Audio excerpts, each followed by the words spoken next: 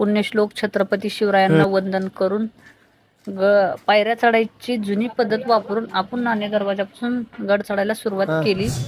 गोमुखी द्वारापाशी आल्यावर आनंदच गगनात मावेना. तिथं टेकला माता. दम छाटल्यामुळे मारुती रायापाशी विसावा घेतला. टाक्यापासून शॉर्टकट वापरून जगदीश मंदिरापाशी आलो. गणपती बाप्पाला स्पर्श करून आतमध्ये घुसलो. शंभू शंकराचे स्तोत्र म्हणले. ही लढाई धर्माचीच होती, साक्ष नंदी महाराज देतात. समाधीला बघितल्यावर डायरेक्ट शिवरायांनाच बघितलं असं वाटतं, असा भास होतंय. ही तर शिवराय अजून पण आहेत, अशी आपली भावना आहे. गडावर आल्यावर ह्या माणसाला कधी विसरायचं नाही. इथं टेकला माता. टकमक टोकाला बगल देऊन थेट आलो होळीच्या मैदानावर. बॅग बूट बाहेरच सोडले. उघडी सगळे सोबत आले होते वाहून. मग शिवरायांसमोर ध्येय मंत्र आणि प्रेरणा मंत्र घेतला आणि गडावर एक ऊर्जाच निर्माण झाली. बघायचे स्पॉट